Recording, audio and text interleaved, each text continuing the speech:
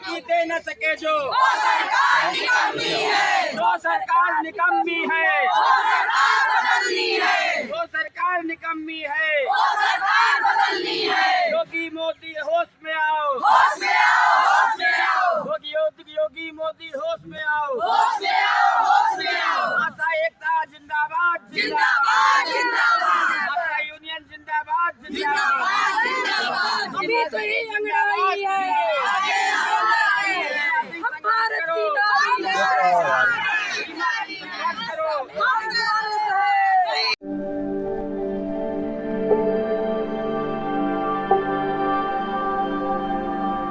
सिंह, आशा बहु कल्याण समिति प्रदेश अध्यक्ष।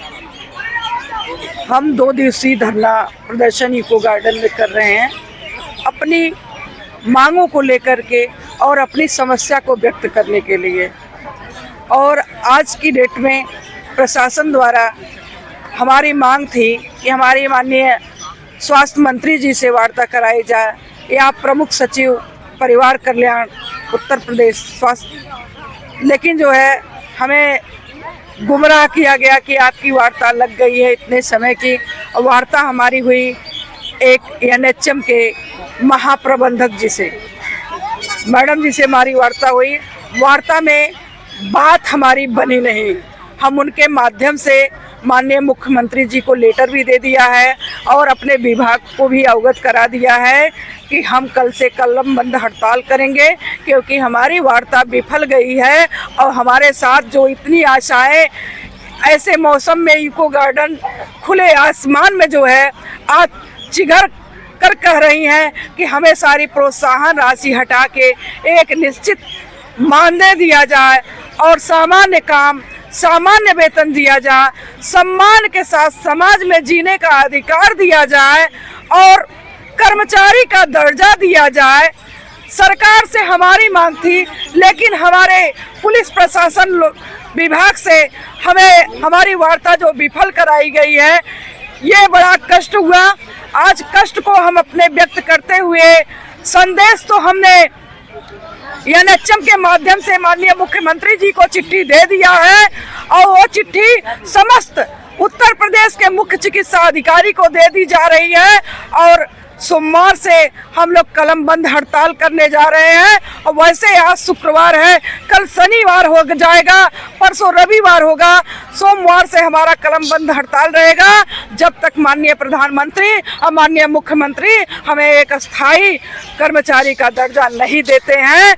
चुनाव के पहले अपनी घोषणा में संबोधित करते हुए कहे कि एक मुश्त की राशि आशा और एक मुफ्त की राशि आशा संगिनी को दी जा रही है। बस हम यहाँ से आप लोगों के माध्यम से देश तक, विदेश तक, प्रधानमंत्री तक, माननीय मुख्यमंत्री तक और जन जन घर घर तक सूचना देना चाहते हैं कि आज हम लोग एक स्वास्थ्य कार्यकर्ता होकर के अपनी मजदूरी मांगने के लिए आए। और लखनऊ इको गार्डन में सबसे बड़ी रणनीति है माननीय मुख्यमंत्री जी की कि हमारी बात को स्वीकार नहीं किए।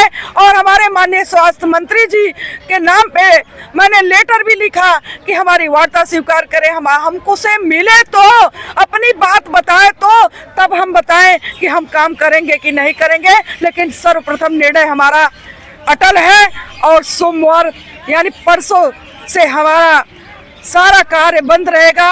कलम बंद हड़ताल, मोबाइल बंद हड़ताल और जो भी लेटर मोबाइल के द्वारा, ग्रुप के द्वारा हमारी आशा बहनों को मिलता है, अपने अपने अधिकारी को ज्ञापन देते हुए कार्य को बहिष्कार करके अगर धरना दे सकती हैं तो धरना दे, नहीं तो अपने घर पे हड़ताल करेंगी।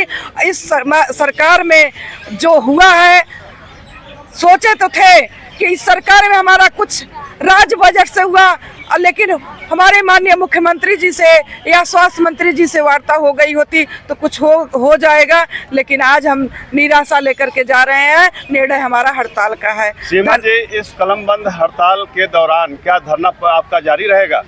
देखिए, कलम बंद हड़ताल का मतलब है कि हम धरना नहीं दे सकते तो घर पे रहेंगे। और ये भी हो सकता है CSC पे हमारी आशाएं 2, 4, 10 करके बैठी रहेंगी कि ताकि काम ना होने पाए। ये राज्य कर्मचारी का दर्जा आप लोग मांग रहे हैं, इसके अलावा क्या वेतन की इससे संबंधित भी आप लोग देखिए, राज्य कर्मचारी का दर्जा तो है ही मांग में, क्योंकि एक सफाई कर्मी अपने क्षेत्र में अपने गांव में काम करता है, वो 3,000 से आज 37,000 40,000 35,000 पा रहा है। क्या हमारा अधिकार नहीं है कि हम स्वास्थ्य कार्यकर्ता हैं, हमें अस्थायी रूप से रख दिया जाए?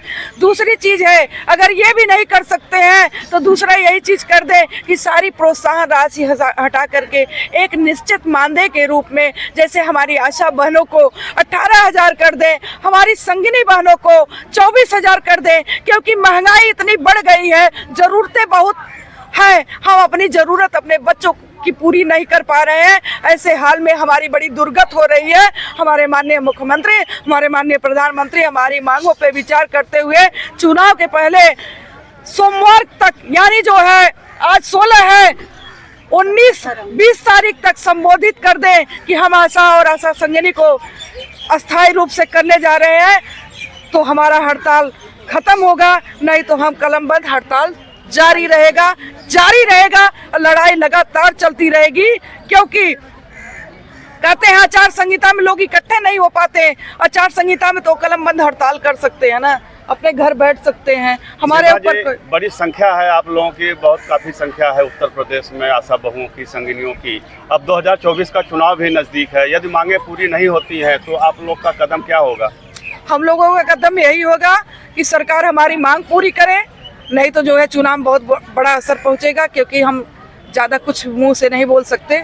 चुनाव में इसका असर पड़ेगा, क्योंकि 1,000 की आबादी की यहाँ जो है मालकिन है, अब 20,000 की आबादी की संगिनी मालकिन है, और हम चाहते हैं कि जन जन तक ये सूचना पहुँचे कि हमारी सरकार बात नहीं मान रही है, क्योंकि हमारे गांव के लोग जो है हर आशा बहुओं को मसीहा मानते हैं और आशा संगिनी को मसीहा मानते हैं, क्योंकि अपने परिवार की जिम्मेदारी बड़े विश्वास के साथ हम लोगों के ऊपर सौंप देते हैं। आधी रात को हम प्रसूता महिला को लेकर के चले जाते हैं, उनके परिवार का कोई रहे या न रहे, क्योंकि इतना बड़ा विश्वास उनको आशा और आशा संगिनी के ऊपर हो गया है। इसलिए जो है सरकार के चुनाव में बहुत बड़ा असर पड़ेगा।